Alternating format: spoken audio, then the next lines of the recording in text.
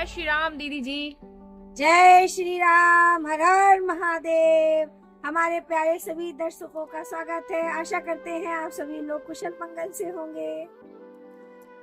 दीदी जी, मेरा आज का सवाल ये है कि अच्छा पति पाने के लिए स्त्रियां महादेव की ही पूजा क्यों करती हैं, अन्य किसी देवता या देवी की क्यों नहीं?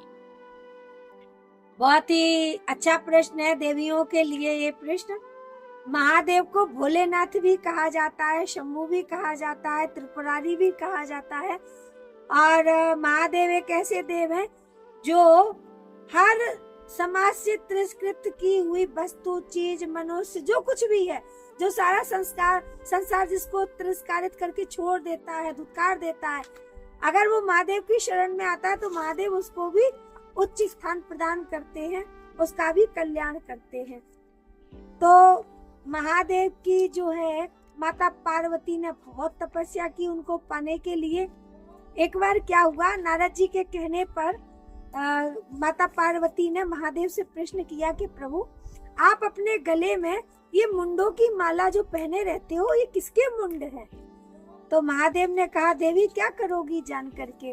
तो देवी पार्वती ने कहा कि प्रभु बताइए किसके मुंड है? तो महादेव ने कहा, देवी ये मुंड जो है आप ही के हैं, जो आपके बहुत सारे जन्म हुए हैं, तो मैं आपसे बहुत प्रीति करता हूँ। तो आपके जितने भी जन्म हो चुके हैं उन सबके मुंड जो बने हैं, उन मुंडों को मैंने अपने गले में, अपने हृदय से लगा रखा है। जब माता पार्वती को ये पता चला कि प्रभु तो अजर अमर अविनाशी है और हमको बार बार जन्म लेना पड़ता है, तो उन्होंने महादेव से कहा, प्रभु क्या मैं अमर नहीं हो सकती? महादेव ने कहा, क्यों नहीं, अवश्य हो सकती हो। अगर तुम अमर कथा को ध्यान पूर्वक सुनोगी तो अवश्य अमर हो सकती हो। महादेव ने उनको वो कथा सुनाई भी, लेकिन एक शर्त रखी कि तुम सोओगी नहीं। और वो अनायासी माया के वशीभूत हुई और उनको निंद्रा आ गई।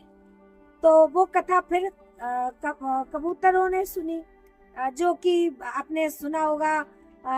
इस समय जो हमारी महादेव की यात्रा चल रही है, सभी लोग दर्शन करने जा रहे हैं जम्मू कश्मीर में, तो बाबा बर्फानी के, तो वो वहीं की ये जो कथा मैं आपको सुना रही हूँ, ये वहीं की घटना है। जब उन्होंने अमर कथा सुनाई थी तो वो सब कुछ कैसे, क्योंकि अमर कथा केवल माता पार्वती को ही सुनानी थी महादेव को, तो उन्होंने अपने गले से नाग, कुछ सारे चंद्रमा, सब कुछ निकाल दिया था और माता पार्वती और महादेव ही गए थे वो अमर कथा को सुनाने। पर फिर भी विधि का विधान, प्रकृति का विधान, स्वयं उन्हीं की लीला कि फिर भी उसे सुखदेव जी महाराज ने सुना। जो अमर कथा के नाम से जानी जाती है, जो फिर जो है अमरनाथ जो ज्योतिर्लिंग है वो उन्हीं के नाम से भी उनको विख्यात किया गया। तो वो जो सुखदेव जी की, जिनके विषय में हम भागवत में बड़ी चर्चाएं किया करते, सुना भी करते हैं, वो पिछले जन्म की जो अमर कथा सुनी थी ना, वो उसी का प्रभाव था कि उन्हें माया अपने बंधन में लपेट नहीं पाई। तो महादेव जी जो है ना बहुत प्रेम करते हैं माता पार्वती से, ये उन्होंने सिद्ध करके दिखाया। कई बार माता क्रोध हो जाती थी, वो अनायास नहीं होती थी, कोई नैतिक ही कारण होता था, पर फिर भी महादेव उनको मना के रखते थे।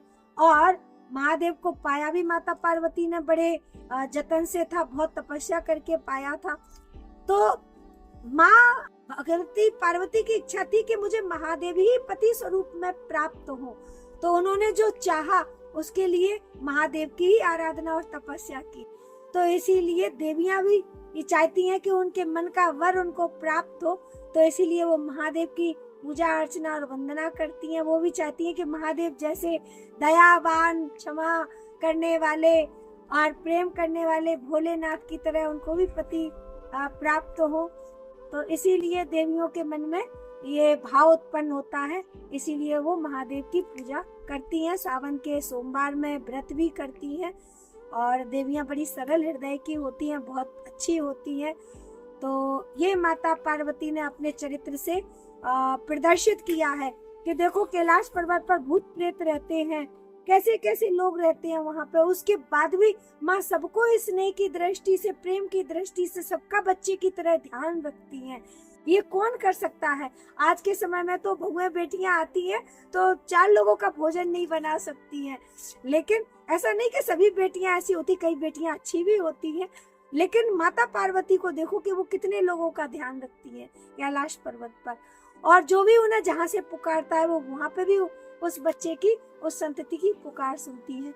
इतनी प्यारी है हमारी माँ पार्वती। तो इसीलिए जो प्रसंग आपने पूछा था उसका ये उत्तर हुआ। आप मुझे बड़े ध्यान से सुनते हैं, और बहुत बहुत धन्यवाद कि आप इस टूटी फूटी वाणी को भी बड़े प्रेम से सुनते हैं।